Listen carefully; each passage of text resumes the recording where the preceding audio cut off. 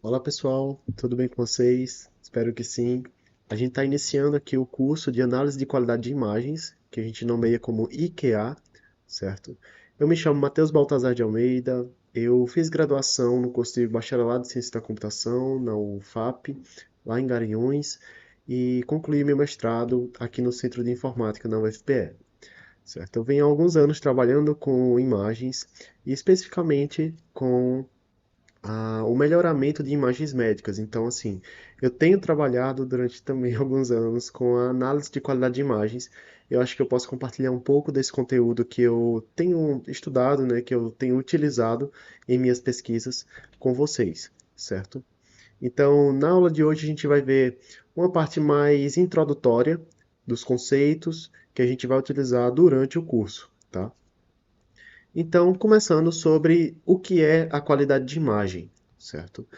E aí eu trouxe aqui algumas explicações, tá, sobre esse tema que aí a gente pode conversar um pouco, certo? A primeira ali diz que a qualidade de imagem é uma característica que mede a degradação percebida na imagem. Isso é interessante, porque quando a gente está analisando a qualidade da imagem, o objetivo é medir o quão ela está degradada em certos aspectos. Então, por exemplo, se a gente está tratando de imagens de tomografia computadorizadas capturadas com a baixa dosagem de radiação, essas imagens elas vão ter um tipo de degradação que é diferente de uma imagem que foi capturada no ambiente escuro, certo? Aí, só para deixar mais claro, nesse cenário que eu exemplifiquei com imagem de tomografia computadorizada, ela vai possuir um certo ruído que é diferente daquele ruído que a gente observa em imagens capturadas no escuro, certo? Então, assim, são dois exemplos bem específicos, não precisa ir a fundo sobre, mas para eu assim, exemplificar o tipo de degradação que a gente está lidando e também a diferença entre eles. Uma outra degradação é a compressão de imagens. Então, quando a gente transforma ela em um formato, por exemplo, PNG, JPG e por aí em diante, a gente está comprimindo aquela imagem, certo? E isso gera uma degradação nos dados. Então, a gente vai utilizar essa análise da qualidade de imagem para medir esse tipo de degradação. Ele desempenha um papel importante em vários aplicativos de processamento de imagem. Sim, esse exemplo que eu falei anteriormente assim, cabe muito bem, certo? Tanto na questão de compressão para certos formatos, como é o PNG, o JPEG, como também em cenários práticos como esse de imagens médicas, tá? Mas aí o número de exemplos que eu poderia dar assim, é imenso, sabe? Até de imagens de astronomia em que a gente tem um satélite lá longe, que ele não pode gastar tanta energia e ele precisa enviar um dado super pesado, então ele precisa comprimir essas informações, quanto também quando a gente tira uma foto e envia pelo WhatsApp, sabe? E a gente está também comprimindo aquelas informações para economia de energia, economia de dados e por aí em diante. Então, o objetivo da avaliação da qualidade da imagem é fornecer métricas de qualidade que possam prever automaticamente a qualidade da imagem percebida. Isso é muito interessante, porque aí, já agregando a esse último ponto ali, a gente tem dois tipos de avaliação da qualidade das imagens. Um que é subjetivo, outro que é objetivo. Então, assim, a gente quer, no final das contas, medir o nível de degradação, certo? E será muito interessante se a gente tiver uma maneira automática de fazer isso, porque isso facilita assim imensamente. Então, na análise subjetiva, geralmente ela é feita por humanos, certo? Ou por modelos perceptuais, a gente vê aspectos de assim de mais alto nível que considera um contexto, sabe, naquela região que ele está observando. Enquanto que avaliações de qualidade objetivas, a gente geralmente compara valores a valores, sabe? A gente não tem essa percepção ali do conjunto para fazer essa avaliação, certo? Então, assim, é uma explicação muito objetiva nessa que eu dei, mas eu acho que ficou claro. Então, eu trouxe aqui algumas definições sobre o que é a qualidade de imagem, né? São autores que são renomados nessa área, certo? E o primeiro ali diz que a qualidade da imagem é um conjunto integrado de percepções do grau geral de excelência da imagem. Então, é justamente isso que eu estava comentando, que a gente não vai observar assim apenas um pixel comparar com o outro. Não, a gente tem que observar, né, para comparar a qualidade da imagem, aspectos mais gerais entre duas imagens, né, ou entre três, entre quatro, enfim, depende muito do caso. A outra definição diz que a qualidade da imagem é definida como a impressão de seu mérito ou excelência, certo? Percebida por um observador que não está associada ao ato de fotografar, né, ao ato de gerar aquela imagem, nem intimamente envolvido com o assunto retratado, certo? Então, isso é interessante porque ele demonstra que é importante não ter viés. Então, se eu fotografo uma imagem e quero que ela passe por uma análise de qualidade, é interessante que essa análise de qualidade não seja feita por quem fotografou, né, por mim, e sim por um outro meio. Por isso que ter métricas objetivas são interessantes, sabe? Claro, a análise, a avaliação subjetiva é extremamente importante, mas nesses casos a métrica objetiva é bem relevante. E esse último, que é um pouco mais extenso, ele diz que a qualidade percebida de uma imagem, que a análise da qualidade de imagem é a qualidade percebida de uma imagem sob uma condição de visualização particular, conforme determinado pelas configurações e propriedades do sistema da imagem de entrada e de saída, que, em última instância, influencia o julgamento do valor de uma pessoa sobre a imagem. O que é que ele quer dizer? Que o meio em que você faz essa capturação e essa avaliação da imagem influencia, ele interfere na, na própria avaliação, certo? E aí a gente vai ver alguns casos posteriormente aqui sobre, assim, o que é que ele quer dizer, sabe, com isso. Então, a gente vai tratar aqui de alguns elementos básicos, certo, nessa aula de hoje, a gente vai falar sobre cor inicialmente, depois forma, textura, profundidade e também faixa de luminância, tá? Esses são aspectos fundamentais que a gente vai estar abordando, a gente vai estar utilizando durante toda a disciplina. E aí, uma definição, né, como exemplo, sobre assim, uma imagem que visa o realismo.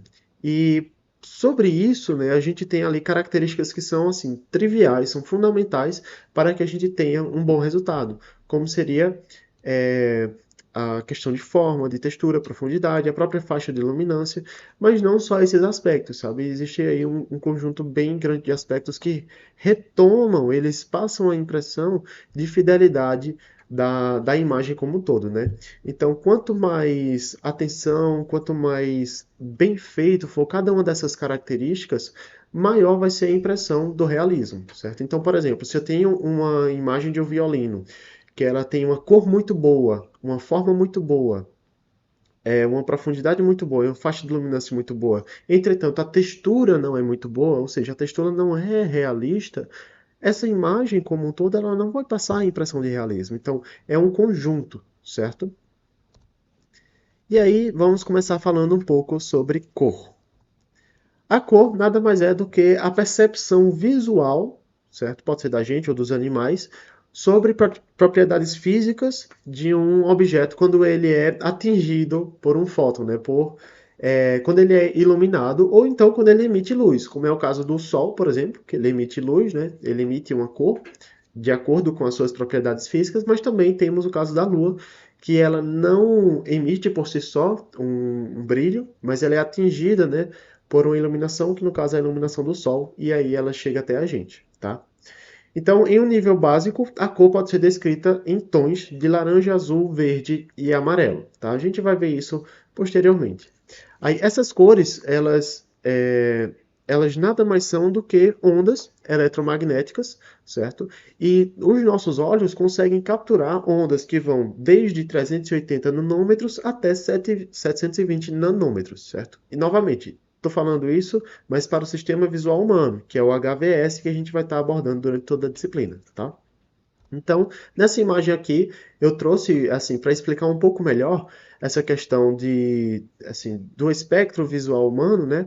Que a gente consegue enxergar cores de aproximadamente 380 nanômetros até 720, mais ou menos, certo? Varia um pouco de pessoa para pessoa.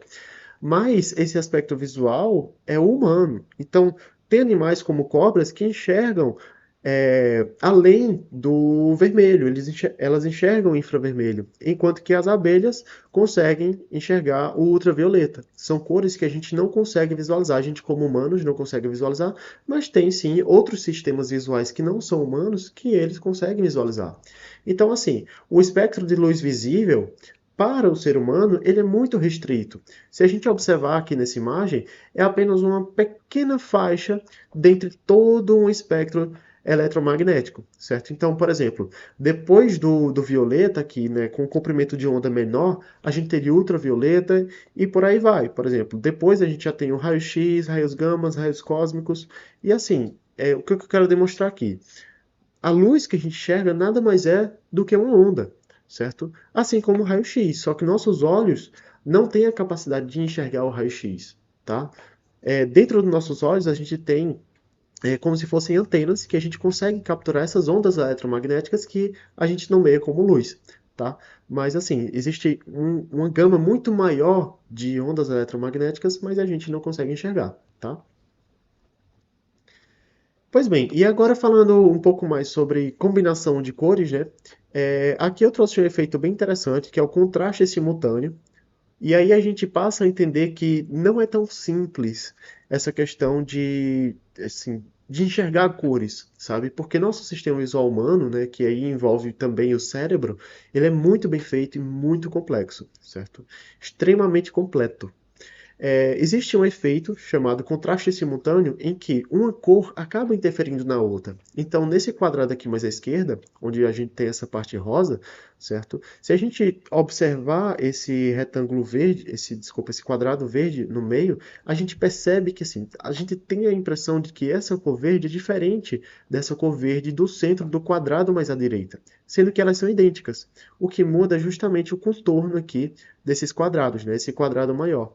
Então, assim, nosso sistema visual, ele acaba tendo essa interferência, né, do todo, certo? Quando a gente vai perceber uma cor diretamente.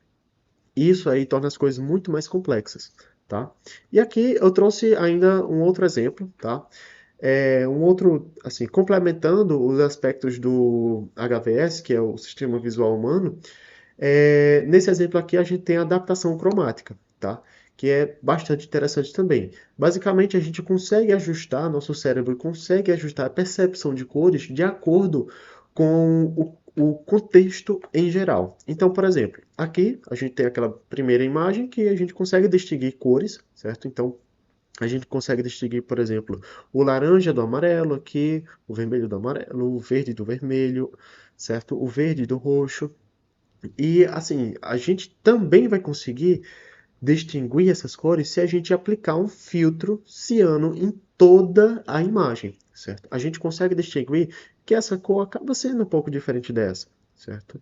Que essa cor acaba sendo um pouco diferente dessa. Então, assim, o nosso cérebro tem essa adaptação cromática quando todo o contexto está ajustado, certo?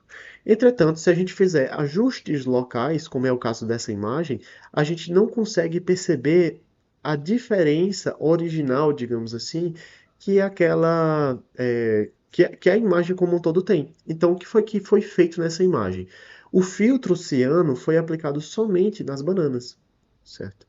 Então, assim, nosso cérebro, ele não consegue, nosso sistema visual humano, ele não consegue ter uma adaptação para algo tão específico, mas sim para um cenário mais genérico, tá? Então, aqui a gente percebe que a banana está verde, mas ela não é verde, ela somente está sendo aplicado somente um filtro ciano nela, enquanto que no resto da imagem não. Se a gente voltar para a imagem original, a gente percebe que a banana é amarela, tá? Então, ao aplicar o filtro em toda a imagem, nosso cérebro se adapta e consegue sim distinguir as cores aqui, tá? Mas quando a gente aplica esse filtro em uma região muito específica da imagem, ele sente um pouco de dificuldade, né? Ou até mesmo não consegue fazer essa distinção, tá? E aí, eu trouxe também aqui uma outra característica muito importante, né, que demonstra o quão complexo é nosso sistema visual humano, que ele também observa, assim, para determinar uma cor, ele também observa questões como formas, certo? E combinações de cores ao redor daquilo. Então, se a gente observar, por exemplo, esses objetos que têm um contorno alaranjado e roxo, a parte interna deles é diferente a cor, ao menos passa a impressão que é diferente da cor interna desses objetos que tem um contorno verde e roxo, certo? Se você olhar assim, de maneira passando a cabeça rápido, ou então não olhar diretamente, olhar aqui mais para o lado, olhar para o meio, você consegue notar que há uma pequena diferença de cores internas aqui entre esses objetos. Entretanto, essas cores são exatamente as mesmas, certo? É o branco absoluto aqui e aqui também, né? Não é branco absoluto porque é um print de um print, então tá um pouco cinza, mas esse é um efeito se você pegar aquela canetinha, aquela ferramentinha que verifica as cores, esqueci o nome, e verificar que comparar, né, essa cor com essa daqui, você vai ver que elas sim são idênticas, mas a impressão que passa, né, devido a essa complexidade do nosso sistema visual é que essas cores são diferentes. E agora, pessoal, dando continuidade, falando um pouco sobre formas de estrutura, forma de objeto, enfim, do que a gente quer capturar na fotografia, a gente começa aqui com uma teoria que Biedman ele propôs sobre o reconhecimento das estruturas que a gente visualiza em imagens, certo? Ele propôs que o reconhecimento é feito de baixo para cima, ou seja, das partes do objeto e depois do objeto como um todo, certo? E aí nessa imagem a gente pode exemplificar aqui como, por exemplo, a identificação de que esse objeto do centro direito é uma xícara, porque nosso sistema visual humano consegue identificar que a asa da xícara, depois o cilindro que compõe a xícara, e aí depois ele faz a composição, né, das duas coisas. O mesmo aqui para o balde. Primeiro a alça, né, que segura o balde, e depois o cilindro do balde, certo? Ou essa gaveta, ou essa mala. Ele propôs essa teoria de que a gente primeiro enxerga essas estruturas menores para depois as maiores, e consequentemente a gente ter o contexto do todo, certo? Porém, ele posteriormente observou e definiu que a oclusão, ou seja, a sobreposição dos vértices dos íons, que são justamente esses objetos, esses componentes que fazem que eles juntos compõem um objeto, certo? A oclusão dos vértices, ou seja, da ligação entre esses íons, ele acaba, ele acaba confundindo o observador, fazendo com que o reconhecimento dos objetos seja prejudicado. Tá? E aqui dá para a gente exemplificar nessa imagem da esquerda. Se a gente observar essa faixa preta aqui, ela está sobrepondo o objeto que está por trás, né, no plano branco. Tá? E se você observar, a faixa preta está justamente onde seriam as ligações, entre aspas, desses íons, que são os componentes que compõem o objeto. Tá? E aí fica super inviável, super difícil da gente observar o que é esse objeto. Porém, quando há sobreposição sobre os segmentos dos íons, que seriam as arestas, né, das linhas, aí no sistema visual humano ele consegue sim preencher assim, de maneira boa essas estruturas, certo? E não afeta tanto a nossa perspectiva do que é aquele objeto, que aí é o caso dessa imagem mais à direita aqui. A gente percebe que a faixa preta de oclusão está em cima das arestas desses íons, certo? Desses componentes do objeto, e aí nosso sistema visual humano consegue abstrair isso, fazer o preenchimento disso, e a gente consegue observar que isso daqui é uma lanterna. Claro, esse é um exemplo assim extremo, né? É um exemplo difícil, justamente para que fique fácil da gente observar isso, mas assim é muito gritante a diferença quando, mesmo em uma imagem com mais sobreposição ainda, só que em regiões que não são vértices, a gente consegue identificar o objeto, quando a gente compara com essa sobreposição da esquerda aqui, que é justamente nos vértices, tá? E aí, Gestalt, ele posteriormente fez uma definição de que o todo é maior do que a soma das partes. Ou seja, enquanto o Biedman aqui, ele descrevia que as partes são observadas primeiro e depois o todo, o Gestalt ele propôs o contrário, que primeiro a gente observa o todo e depois analisa as partes, reconhece as partes. Só que aí a gente consegue exemplificar aqui uma imagem que une um pouco desses dois mundos, né, dessas duas teorias. Que se a gente fizer a observação de cima para baixo, a gente vai observar um dálmata, certo? Aqui. Mas se a gente fizer se a gente for seguir a teoria de Biedman, que é aquela dos slides anteriores, que a gente primeiro reconhece as partes e depois o todo, a gente observa ou um elefante, ou um corredor, ou alguma outra estrutura desse tipo, certo? Isso aí vai variar muito de pessoa para pessoa, de cérebro para cérebro, né? De sistema visual humano para sistema visual humano. Eu, inicialmente, identifico o dálmata aqui. Eu acho que vocês estão enviesados porque eu comecei falando do dálmata, certo? Mas, assim, algumas pessoas conseguem visualizar elefante ou um corredor se abrindo, assim, um corredor em perspectiva, sabe?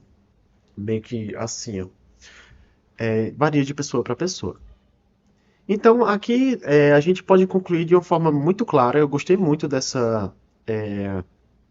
assim, dessa oração, né, que define o que a gente viu, que o livro aqui abaixo, na referência, ele traz.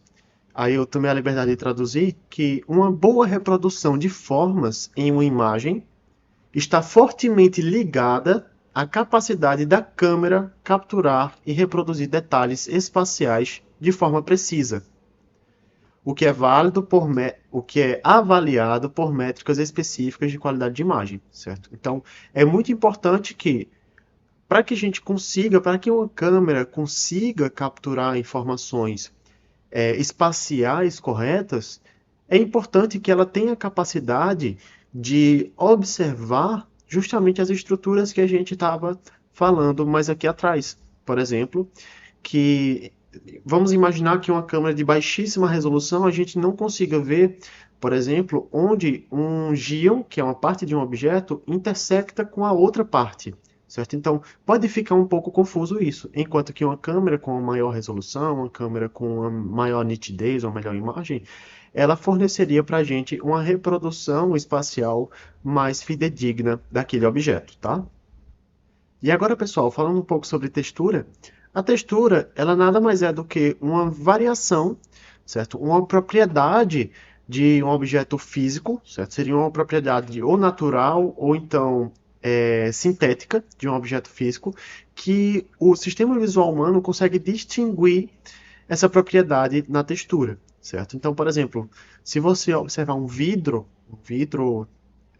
assim, bem feito, né, o vidro de uma janela, por exemplo, você consegue interpretar a textura que ele tem só de visualizar, certo? Enquanto que se você observar o tronco de uma árvore, só de você visualizar, você consegue interpretar aquela textura, aquelas propriedades daquele objeto. Você consegue entender que há um atrito maior, por exemplo, no tronco da árvore em comparação com um vidro transparente, né? Que você consegue ver do outro lado. Tá? Então, em imagens capturadas por câmeras, né, imagens fotográficas, essa textura acaba nos trazendo uma percepção que facilita o reconhecimento do objeto, tá? Como um todo. Por exemplo, nessa imagem aqui à esquerda, a gente percebe que há sim uma textura nela. Não me refiro só a esses relevos aqui, certo? Que estão bastante evidentes, mas a imagem, assim, mesmo nessas áreas mais planas, a gente percebe que tem uma textura.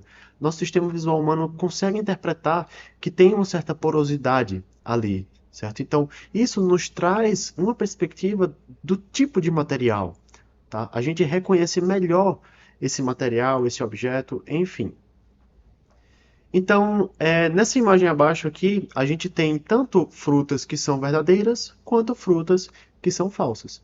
E a partir do sistema do reconhecimento, né, por meio do sistema visual humano, a gente consegue identificar características que acabam divergindo em textura ou então em brilho das que são feitas sinteticamente e das que são naturais, tá? Por exemplo, se a gente observar aqui a maçã, vamos comparar essa maçã com essa da direita. Percebe o reflexo aqui, como é diferente dessa daqui, tá? Essa daqui da esquerda é como que ela é muito perfeitinha, muito chapada, muito plana, certo? E essa daqui é sintética. Um outro exemplo muito claro é o limão, ou é uma laranja, não sei, eu acho que é um limão. Esse limão aqui, ele tá muito redondinho, a textura dele não é de limão de verdade, sabe? Enquanto que essa última fruta aqui, né, que seria a comparação dele, a gente consegue perceber uma textura ali real, tá? Então essa questão de percepção do tipo de textura é algo muito forte para o reconhecimento de objetos, certo? E também, consequentemente, para que a gente possa avaliar a qualidade das imagens, tá? Então, aqui mais abaixo, essas duas imagens, é um recorte dessas duas peras centrais aqui, onde essa imagem da esquerda é a pera da esquerda, né, e a da direita, a da direita. E aí a gente consegue identificar que tem uma diferença do tipo de pigmentação. Essa pigmentação da fruta mais à esquerda, que é a fruta artificial, ela é totalmente assim sintética quando a gente observa ao lado uma fruta real, tá? E aí a gente tem aqui alguns arranhões, alguns problemas que a fruta teve, enquanto que aqui não, sabe? É meio que problema por conta da confecção, é um plástico diferente, algo do tipo, tá? A gente tem uma capacidade muito boa de distinguir isso, principalmente quando a gente quer observar isso, tá? Para fazer algum tipo de avaliação.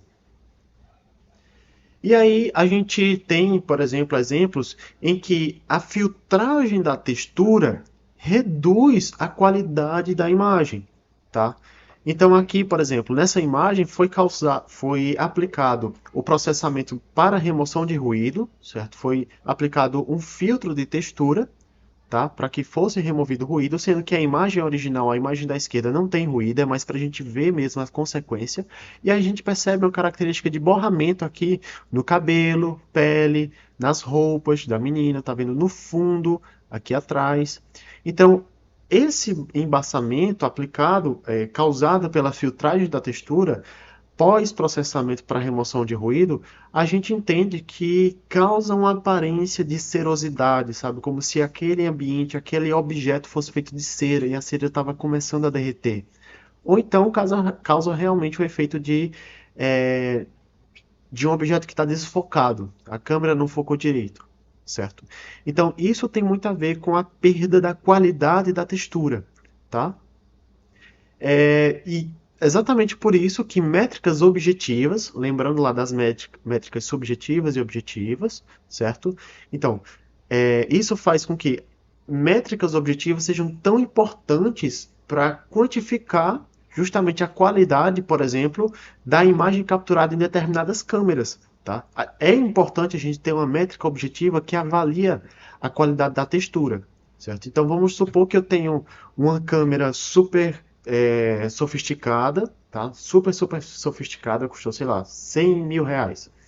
E aí eu quero desenvolver uma câmera de um celular que tenha a melhor qualidade possível.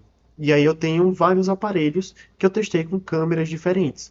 Então eu vou aplicar essa métrica objetiva entre a imagem que capturei com a câmera de altíssima qualidade com aquelas imagens capturadas pelas câmeras dos aparelhos, tá? É muito importante ter métricas objetivas, não só nesse caso aqui, tá? Mas assim, é muito fácil de perceber que é importante automatizar isso, porque imagina que você tem 100 mil imagens, 200 mil imagens. Então, fazer a avaliação subjetiva somente não é suficiente ou até mesmo não é viável. Métricas objetivas são, sim, muito importantes. E agora, tratando do aspecto de profundidade, a gente entende que a profundidade é um aspecto importantíssimo para o relacionamento com objetos no mundo físico, no mundo que a gente vive, no mundo 3D, certo? O que é que eu quero dizer aqui com relacionamento? Seria justamente você conseguir diferenciar, você conseguir entender, interpretar que um objeto não faz parte de outro. Ou então que uma parte do objeto está mais distante de outro, certo? Você desconectar, você ter uma interpretação tridimensional daquela coisa, tá? Então, nessa imagem aqui, a gente percebe, por exemplo, que há uma certa profundidade somente por questões de foco de embaçamento, de distorção da imagem capturada, certo?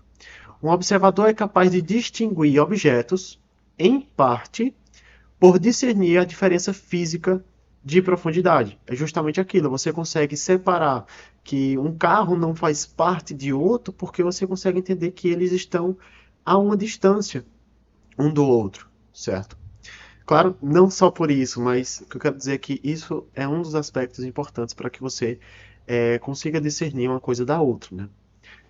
No entanto, mesmo as imagens bidimensionais, aquelas 2D, por exemplo, uma fotografia como essa que a gente está vendo aqui, a gente consegue transmitir essa informação de profundidade de acordo com alguns aspectos, né, que a gente vai ver posteriormente, certo? Então a gente consegue entender que a gente consegue perceber a profundidade dessa fotografia a partir de alguns elementos, tá?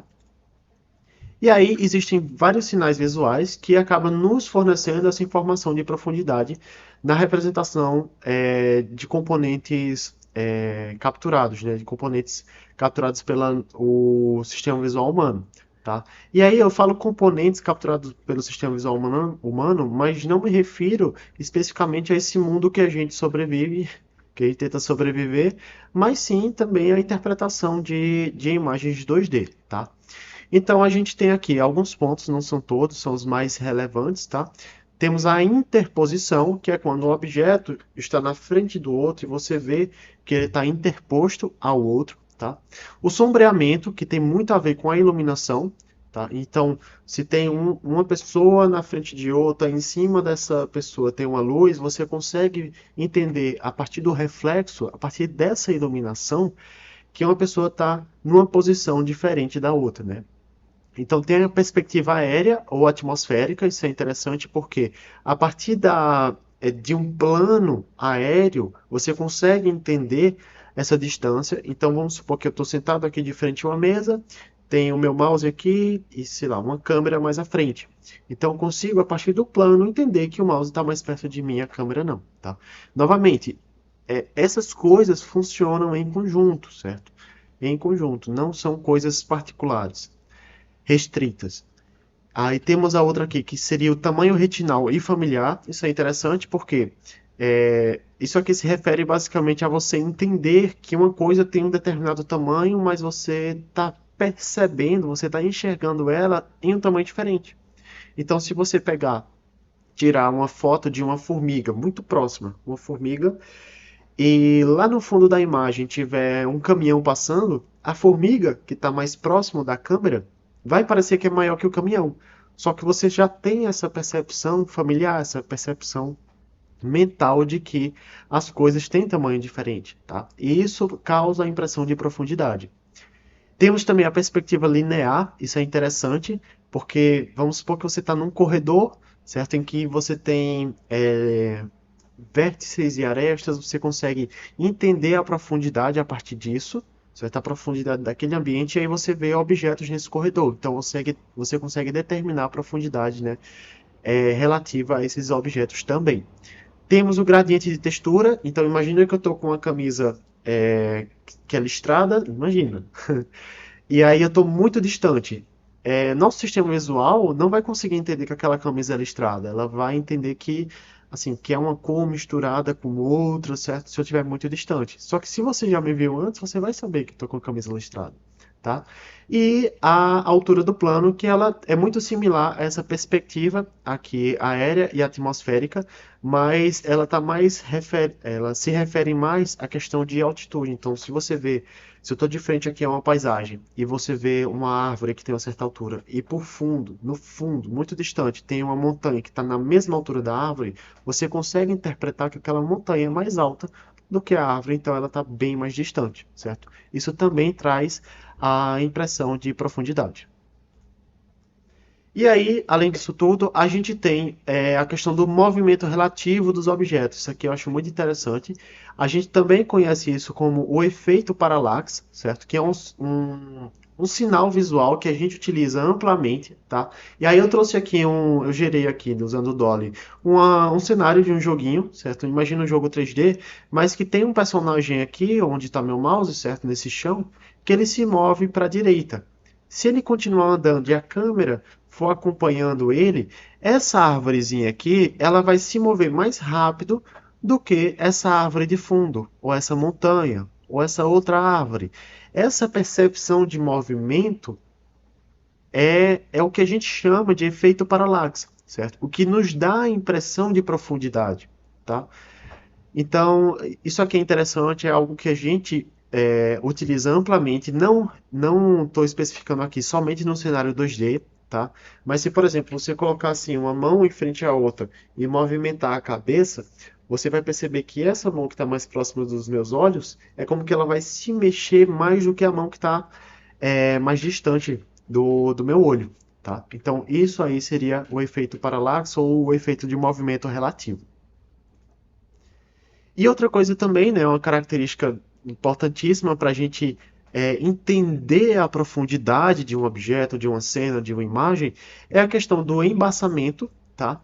A menor representatividade do conjunto de cores, que aqui eu nomeei como menos profundidade de bits, tá? E também a questão de ser uma imagem monocromática. Por exemplo, essa junção de tornar uma imagem embaçada, fazer com que os pixels dela sejam representados por valores menores, ou seja, eu estou representando por valores flutuantes, por exemplo, que tem uma menor representatividade, um menor número de bits, e também estou restringindo a cor, certo, dessa imagem, eu acabo perdendo um pouco, talvez não completamente, a impressão de profundidade. Quando a gente compara, por exemplo, com uma imagem que tem uma altíssima nitidez, uma alta profundidade de bits, ou seja, a gente tem uma grande variação de cores, certo, do aspecto visual, e também é uma imagem colorida, certo? Essa impressão que a gente tem daqui, a gente não entende muito bem a questão da profundidade, a distância de profundidade. Enquanto que nessa outra imagem a gente consegue perceber que essa tira aqui desse objeto, essa parte da tira, está mais próxima dessa, que está mais distante dessa, certo? Então, essas três componentes são importantíssimos, mas claro, não estou me restringindo a isso. Todas aquelas outras que eu falei também são importantes. Só estou querendo demonstrar que é algo bastante complexo, sabe? Isso tudo. E que funciona. E agora, pessoal, falando um pouco sobre faixa de luminância, outro aspecto fundamental na área de análise de qualidade de imagem, né? Na verdade, na área da captura da imagem, né? Isso influencia bastante e, consequentemente, acaba influenciando a qualidade da imagem. Logo, a gente consegue também identificar a degradação da qualidade da imagem a partir da faixa de luminância, certo? Isso aí seria mais um componente a se observar, tá? Então, aqui eu coloquei que sem uma iluminação ou uma autoiluminação, o conteúdo da cena seria indiscernível, certo? Porque se a gente não consegue capturar luz, né, já que não tem luz sendo refletida pelo objeto ou sendo emitida pelo objeto, a gente não consegue visualizar nada, certo? Então, assim, é meio óbvio, mas faz sentido, sabe, tá aqui.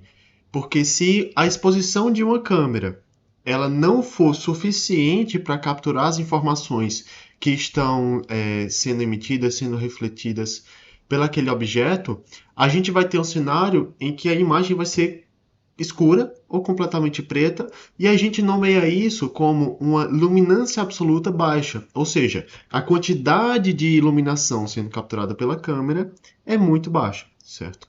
Por outro lado, se a exposição da câmera acabar sendo muito alta, a gente vai ter uma imagem que é muito mais clara, é difícil de você identificar certos detalhes, ela vai ter uma degradação grande, certo? E a gente classifica isso como uma luminância absoluta alta, certo? Quando a câmera captura uma grande quantidade de imagem, que a imagem até fica meio desbotada mesmo, com aspecto de desbotada aqui.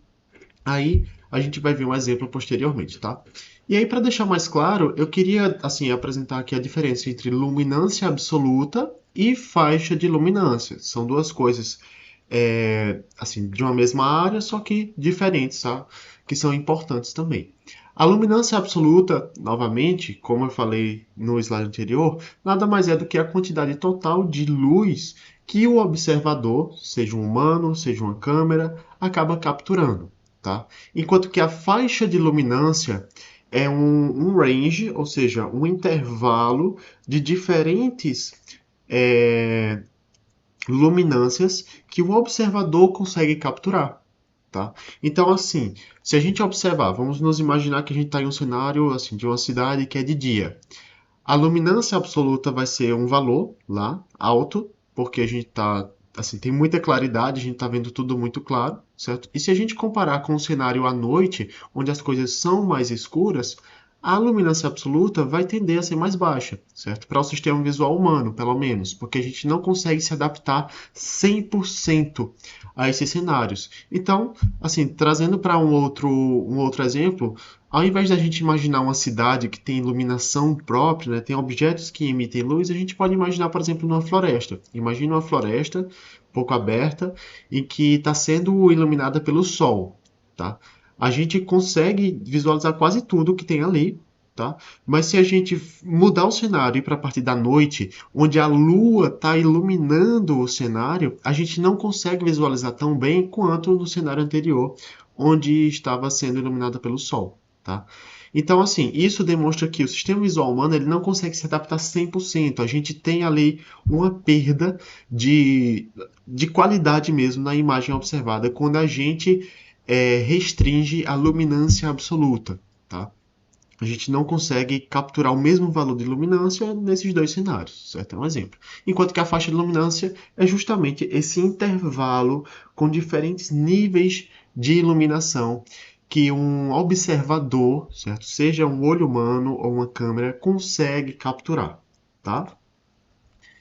E aí eu trouxe aqui alguns exemplos para que fique mais claro isso, tá? Onde eu queria demonstrar a variação do nível de luminância, certo? Que seria justamente aquela luminância absoluta e também a faixa de luminância dinâmica, a que a gente viu no slide anterior, né? A gente diferenciou essas duas coisas no slide anterior, tá? Então, nessa imagem A aqui, ela está passando por uma subexposição. Logo, o nível de luminância absoluta dela está sendo muito inferior do que o adequado. A gente vê que a imagem é preta, tá? Assim, preta não, né? Ela é escura, desculpe. Enquanto que a imagem C, vamos pular a B por enquanto, a imagem C ela está passando por um processo de superexposição, certo? Ela está sendo super exposta à luminância, à luz. A gente vê que ela está muito clara. A gente, assim, caracteriza isso aqui como um desbotamento na imagem. A gente não vê certos detalhes, certo? Porque está muito claro. Agora, voltando para o item B, a gente percebe que está adequado. A gente tem ali uma exposição normal. Tanto o nível de luminância absoluto, certo? Que é aquela quantidade de luz que o observador consegue capturar, como também a faixa de luminância está adequada. A gente consegue ver bem mais detalhes do que a imagem A e a imagem C, tá? Agora, comparando a imagem B com a imagem D, aqui na imagem D, a gente tem uma exposição normal, ou seja, a imagem é similar à imagem B, né, o processo, só que com um mapeamento de tons localizados, certo? E aí a gente vai ver posteriormente o que é isso, certo? É uma técnica para você conseguir capturar mais informações que em uma exposição normal, certo? Uma exposição adequada, você não consegue expor aquela faixa de luminância inteira que você capturou, tá? Então aqui nessa imagem D, a gente consegue ver detalhes que, por exemplo, na imagem B a gente não consegue ver. E aí eu posso citar, né, o casaco da mulher, que é a roupa dessa mulher da imagem D, a gente consegue ver detalhes que na imagem B, que tem um nível de luminância adequado, a gente não consegue ver. Porque a faixa de luminância capturada não tá sendo exposta como deveria por limitações do daquilo que vai emitir a fotografia, ou seja, do monitor, tá? Ou então, não sei, de um papel que tem ali a imagem impressa, tá? Então, assim, muitas vezes as câmeras conseguem capturar uma boa faixa dinâmica de luz, faixa dinâmica é aquela que é o intervalo, certo? Com diferentes níveis de luminância, mas quem está expondo esses dados não consegue por limitações técnicas, mesmo tecnológicas, expor tudo.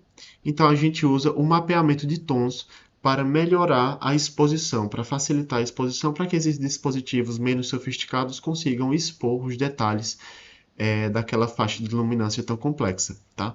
E aí a gente consegue, por exemplo, visualizar outras coisas aqui, que é o caso do chão aqui, ó, na imagem B está mais escuro do que o da imagem D, tá? E também o céu aqui, o céu não, né? Essa parte superior da imagem D, ela está sendo melhor exposta, tá? Tá mais saturada, tá mais interpretável do que a imagem B, tá? Tem uma qualidade maior. E aí, sobre o mapeamento de tons localizados, a gente vai ver um pouco mais sobre eles. É algo bastante interessante, a gente utiliza isso sempre que tira uma foto, quase sempre que tira uma foto, dependendo do smartphone, tá? O mapeamento de tons é uma técnica usada em imagens digitais para comprimir o intervalo dinâmico de uma imagem. Esse intervalo dinâmico aqui nada mais é do que aquela faixa dinâmica de luminância, tá? Aquele intervalo. Então, o intervalo dinâmico refere-se ao intervalo de intensidade de luz capturados por uma câmera ou exibidos por uma tela. É aquilo que eu falei anteriormente, tá? E novamente, intervalo de intensidade de luz é a faixa de luz dinâmica, certo? Tem vários nomes para a mesma coisa, mas assim, tentem entender o conceito, não se fixem a nomes, a nomenclaturas, tá? E, como eu falei, né, essa limitação que as coisas que exibem a imagem, né, por exemplo, a tela, tem, é resolvida, ela tende a ser melhorado, né, esse problema com o mapeamento de tons.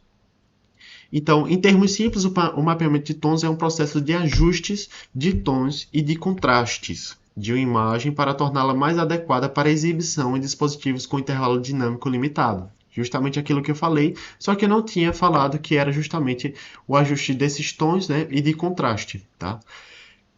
Basicamente, a gente vai alterar a imagem de uma forma que torne possível visualizar algo que em um monitor mais sofisticado, por exemplo, você conseguiria visualizar, mas você vai passar a visualizar isso em um monitor mais convencional, né, mais popular, digamos assim. Tá? Então, por exemplo, monitores de profissionais que editam vídeo, editam imagem, eles têm uma faixa de iluminação dinâmica, né, para exposição muito mais alta do que um monitor convencional do notebook que a gente utiliza, da TV que a gente utiliza. Tá?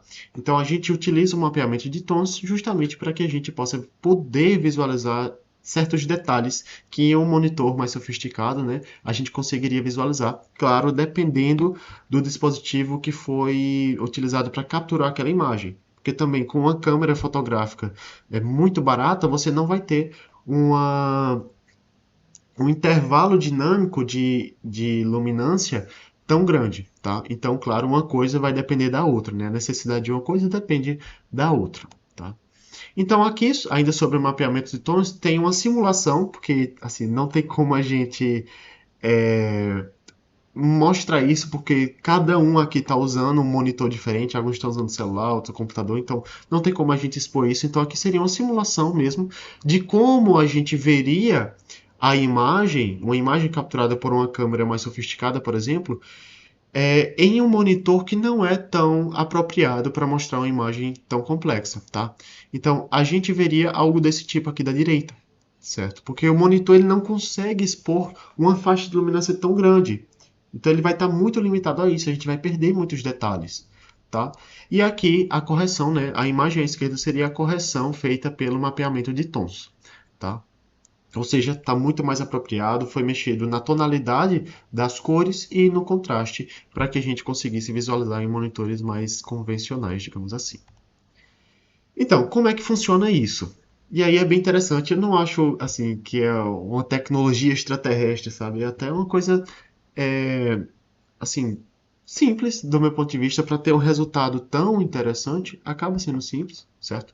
Então, o mapeamento de tons, ele funciona mesclando diversas imagens em diferentes exposições, certo? Ou seja, a gente pega uma imagem com uma exposição absoluta baixa, ou seja, subexposição, pega uma imagem com uma exposição ok e depois pega uma imagem com uma exposição absoluta alta. Ou seja, a gente vai ter aquela imagem escura, uma imagem que é ok e uma imagem que é muito clara, certo? E aí a gente vai mesclar essas coisas, certo? Então, cada imagem contém detalhes não visíveis em outra. Então, aquela imagem que está sendo subexposta, aquela imagem mais escura, a gente consegue visualizar melhor regiões do cenário onde tem muita claridade, por exemplo, um céu iluminado pelo sol, certo? A gente consegue ver detalhes nas nuvens.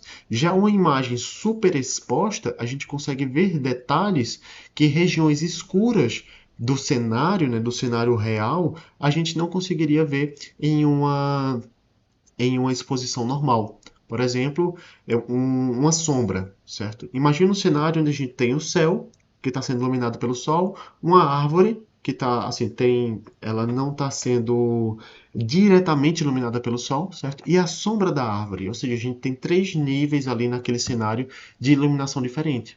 Então, com o mapeamento de tons, a gente consegue visualizar mais detalhes, né, de uma faixa de iluminação capturada por uma câmera que a gente não conseguiria antes. Tá? Então aqui, ó, para capturar essa imagem, o recurso de bracketing, de exposição automática em uma câmera, pode ser usado para capturar três imagens de diferente exposição, que é justamente o que eu falei anteriormente. Então eu vou voltar aqui a alguns slides para que a gente possa exemplificar, certo? Aqui, aí agora acho que vocês vão entender porque eu mantive aquela ordem de explicar primeiro o A, depois o C, depois o B, depois o D. Justamente porque o A seria a subexposição, o B a exposição normal e o C a superexposição. Então, utilizando a técnica de mapeamento de tons, a gente consegue juntar essas imagens para criar uma imagem final que seria a D, certo? Com detalhes que a gente não conseguiria visualizar, por exemplo, na imagem com a exposição normal, a B. E aí eu citei, por exemplo, o detalhe do casaco da mulher, que a gente consegue visualizar esse detalhe justamente na imagem C, que tem uma superexposição, logo, em imagens, regiões mais escuras, a gente vai ver melhor. Lembra que eu falei, por exemplo, da imagem da parte superior aqui da imagem D, que estava mais interpretável, mais visível na imagem D do que na B, que tem a exposição normal apenas? Por quê? Em subexposição, essas regiões mais claras, como a gente visualiza aqui, a gente consegue ver detalhes. Então, aqui na imagem A, a gente consegue ver detalhes das folhas, por exemplo, não fica algo estourado, sabe? A gente consegue visualizar isso. E a gente, na imagem D, tem um pouco de cada uma dessas coisas, tá? A gente consegue ter uma visualização melhor. Alguns interpretariam isso como o HDR, aquele High Dynamic Range das câmeras, certo? E sim, o mapeamento de cores é um componente importantíssimo dentro do HDR.